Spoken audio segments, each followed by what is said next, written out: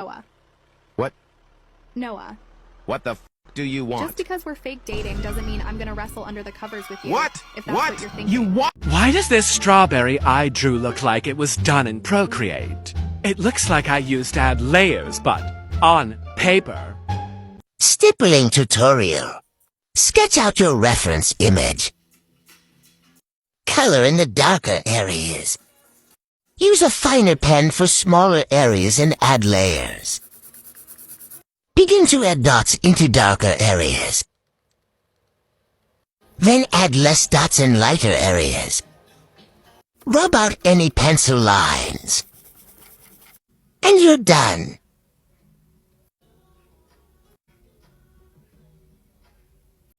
I'm going to use this tiny piece of paper as an example. So first, mark on the piece of paper like how wide you want the width of the piece to be.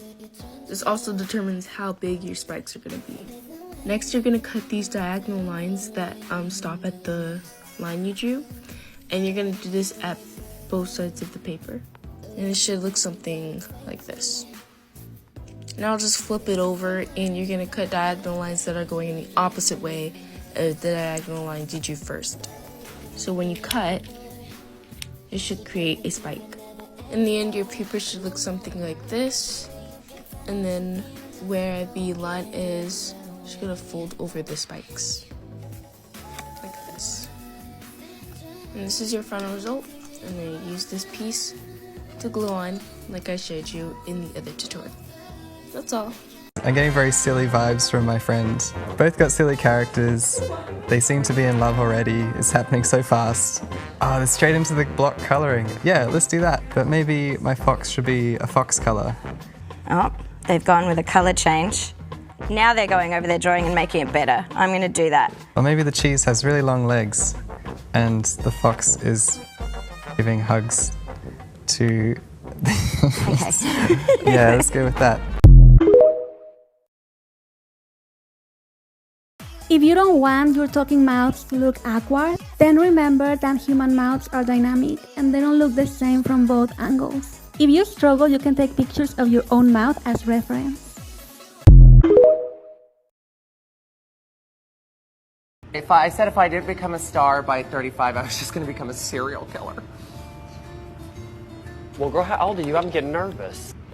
Whoop-shoo! This is me trying to get ahead of the curve and get some supplies for Inktober early. I thought I would test these out to see which ones I liked, and also talk about something that's been on my mind lately, and that is Inktober itself. If you have not heard yet, there's a bit of controversy about Inktober. The creator of Inktober, Jake Parker, back in 2017, ended up trademarking the logo and the name Inktober. He didn't tell anybody he was doing it, and then his lawyers sent cease and desist letters to small artists who were using the Inktober name and logo on their art books. He then apologized and released a statement saying that it was never his intention to go after these small artists. He was looking into these individuals who were trying to invade the community, aka bad actors, and make a quick buck. I would encourage you to read the whole statement. He does make some good points, but the comment section was very polarized. And a couple of weeks ago, an artist named Alfonso Dunn accused Jake Parker of plagiarizing part of his book. Pointed out several pages in which the techniques and layout were very similar between their two books, but those are still common knowledge concepts. And since I'm still on the fence, I want to know what you guys are planning to do, so let me know in the comments section and we'll have a conversation, Toucan. I don't know if you've spent a lot of time on Art Talk lately, but there's lots of videos busting the myth that red, yellow, and blue are the primary colors. But I want to talk about something that isn't often discussed, and that is when you're armed with the knowledge that cyan, yellow, and magenta are the truest primaries for painting, what do you actually go out and buy? And why aren't their colors simply named cyan, yellow, and magenta? You usually find these names in cheaper paints, when they're usually an impure mix of pigments like phthalo blue and white. But in reality, no true CMY colors exist in a form we can buy as paint. So when people talk about using these colors, they really mean the closest approximate colors you can get. Modern pigments like phthalo blue red shade, azo yellow medium, and quinacridone magenta come the closest. But there is choice. Some artists use permanent rose or cadmium yellows, and I've seen different paint brands suggest different pigments as their CMY primaries. Have you ever been to an art store and just felt overwhelmed by choice, so you just pick the colors that you like? I think every artist has been there, but here's a little tip. Next time, check the paint tube label to see how many pigments have been used in that color. You can tell by how many of these little pigment codes are on the label. and prioritize the colors that have only one pigment. Single pigment colors are almost always a better choice. They're just more pure and chromatic than any premixed paint color. It's kind of like getting pure basic spices for cooking rather than buying some kind of pre-mixed spice blend. Pre-mixed paint colors can be convenient, but if you're overwhelmed by choice, it's just better to go with the basics. I'm an artist currently working on commissions I can't show you yet, but I still need weekly content, so enjoy some random footage of the last painting I can share. This is my series, The Good Advice That I Often Ignore as a Professional Painter. Part 4, Always Paint Dark to Light. It's really important to learn the painting rules, but also to know that there are exceptions, and as long as you understand the reasons they're taught, you don't have to follow every one. There's lots of reasons why painting from dark to light is a good strategy. As a painter, one of the most important elements to capture is light, so it makes sense to start dark and then add the midtones, then the light. This method allows you to keep the darks thinner and more transparent, and also helps prevent muddy colors. But it's just one rule that has never suited my painting style, and it's okay to paint light to dark or middle out. Even Sargent hated this rule, starting with his midtones and adding the darks and lights at the end. There are as many painting methods as there are painters. These rules are only there to help guide you, but you can start however you want and do whatever you want if that's what works. Here are the biggest surprises about oil painting for beginners. That oil paint isn't inherently more toxic or smelly than other types of paint. A lot of this myth comes from the harmful pigments or solvents artists used in the past. It all depends on the additives you choose to paint with. That artists don't choose their paint colors just because of its color. Every pigment is different, so every color has its own transparency, texture, and other qualities. That rags or paper towels soaked in oil medium can spontaneously combust. If you're gonna try oil painting, rag safety is really important. I have a few other videos on this if you want to check them out, but it's important that they dry flat and in a fire-safe metal bin. Even if you have never drawn a specific creature before, you can use this simple approach to study them. Let's take this trash panda for example. I start by drawing a central line which acts as a guide for symmetry. Then I sketch the biggest shapes I can see, an oval for the head and these two shapes for the paws. They aren't even precise, you don't need to worry about it at this point. Then I add middle-sized shapes like the one for the mouth, 2 triangles for the ears and small circles for the eyes. Once I'm satisfied with the overall position of these shapes, I begin adding more details. I divide the paw shapes into individual fingers, pay attention to distances and proportions, and make adjustments if needed. Using a quite hard HB pencil and using it lightly allows me to correct any mistakes or messy lines as I go. Starting with the darkest values, I gradually add shading, working my way through mid-tones. For the finest details, I switch to a softer pencil. A mechanical pencil with 2B lead comes in handy for fine lines, hatching, or tiny details. I often use a blending stump. This is especially useful when capturing the fluffiness of an animal or when it's very smooth and fabulous. And for pinpoint erasing, like for white whiskers, this elastomer eraser provides the clean finish I'm looking for. So don't be intimidated if you haven't drawn some animal before. Observe the reference, embrace the simplicity of shapes, don't worry about the mistakes, and let your pencil bring them to life. How to paint fire. Today we're going to be using these 6 colors and 2 different sized brushes. Start by mixing your 2 yellows together. Then mix your darkest yellow with your lightest red. Now you can mix the 2 together to create an orange. You can use your darkest red right out of the tube and same with the black. Now that we've got our palette set up, it's time to paint. Make sure you've also set up a photo reference. Loading up the brush with our black, we're going to start carving out the shapes of our flames. This is called working with negative space. It's when you paint the background first in order to carve out the shape of something in the foreground. It should look something like this when you're done. Now we're going to take our darkest red and outline the shape of our flame. The red should go anywhere where the black is touching the white foreground, which should leave things looking kind of like this. Now rinse and repeat this process with each color on your palette, making sure that your lightest yellow is the last that you use. Now's a good time to check yourself and make sure you're not going into autopilot and forgetting to check your reference photo. Now once you've filled all of your white spaces, the painting's gonna look something like this. Now you can totally stop here if you'd like, but I prefer to go in with a fluffy brush and start gently blending the surface of the wet paint. Between every couple seconds of blending, I'm making sure that I wipe the brush clean. This way, nothing gets too muddy while you're blending. For a more realistic blend, move your paintbrush in the same direction that the flames are moving.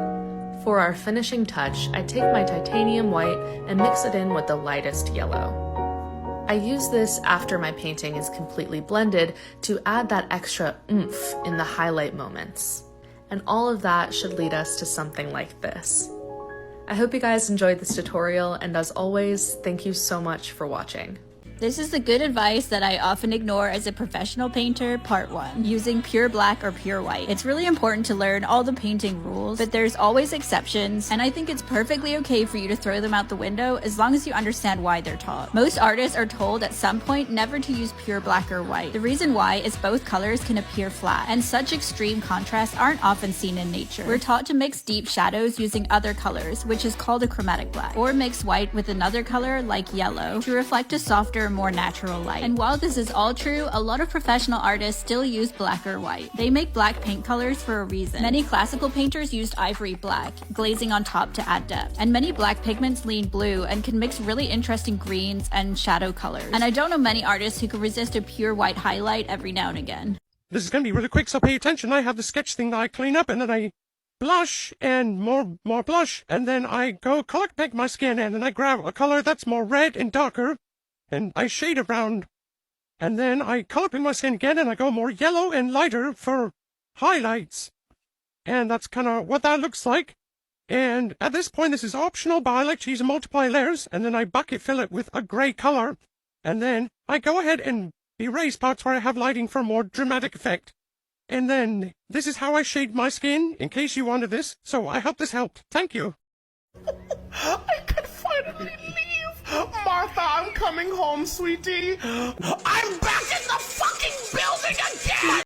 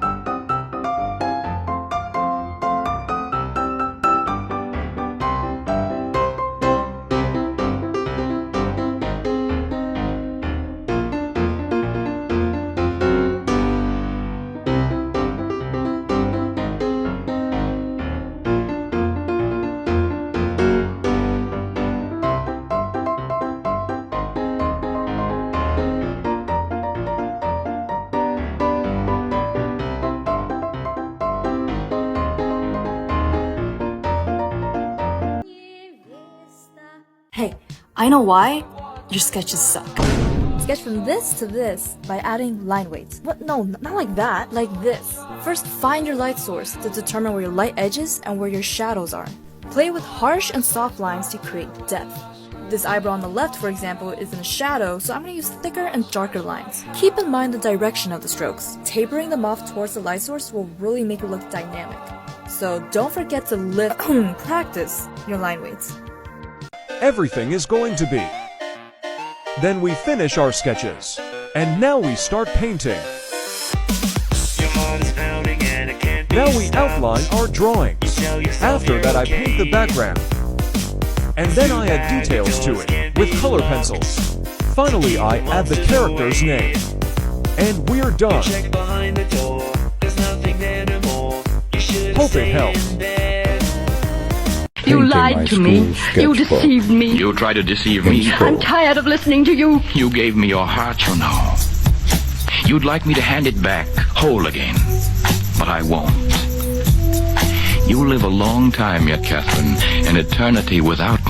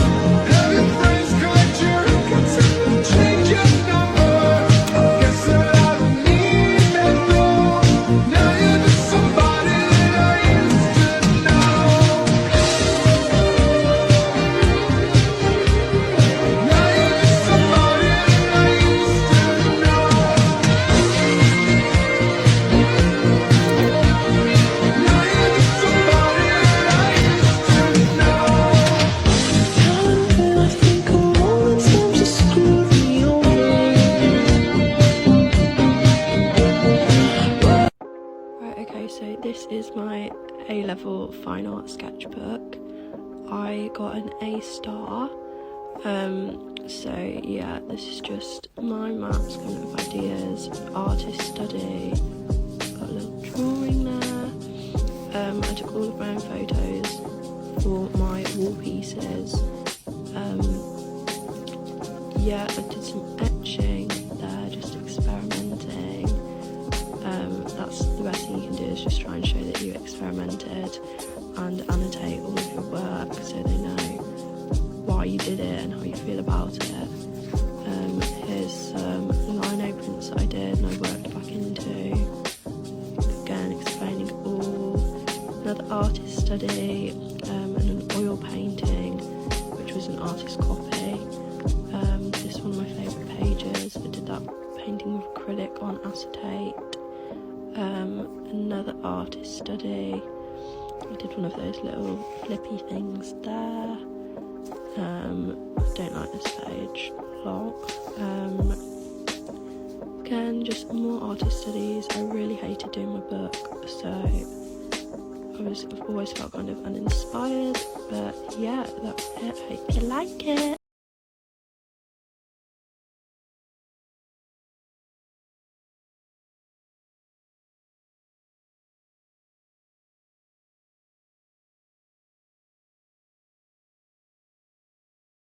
The first lesson I ever got from one of my favorite painting teachers was never to use black directly on the canvas, rather than just using it to mix into other paints. It can end up looking really flat and unrealistic. His suggestion was to always add some brown into your black. You can see here, even just a small amount creates a color that has a much greater sense of depth and space, especially if you were to use it in the background of a painting. But in real life, even the darkest shadows usually have some sort of color, and that color is often the opposite of that object in the light. One of my favorite things is to take two transparent colors that are on opposite sides of the color wheel, like sap green and permanent alizarin crimson, and make a really rich, deep shadow color.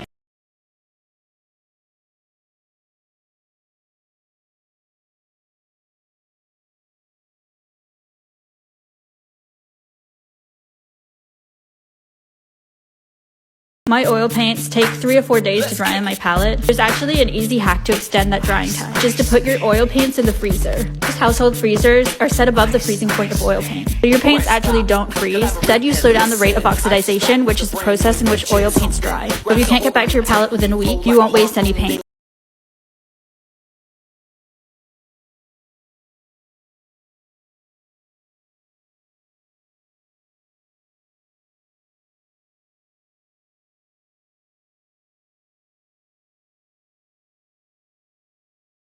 Jump scare warning. I don't know if you recognize me, but I used to be one of those lime lips artists on TikTok. Yeah, my old account at the time kind of blew up from these colored pencil realism portraits, but after that original account got banned, I kind of stopped making art and posting altogether. I spent a long time feeling very demotivated with art, but now it's summer and I'm gonna have more time. I decided to start up this account again to see if I'm still capable of drawing, so I'm not gonna stress myself too much over this. I wanted to keep things simple with this drawing. It's not that great, it's not as extravagant as my other stuff, and in the time I've been gone, I've been working on a style that isn't realism that I've been more excited about. I'm more of just having fun with making videos and art right now. If there's anything you guys want to see from me in terms of drawing or video style, let me know. And yeah, it's not that great, but here's the finished drawing. Comment if you know who it is.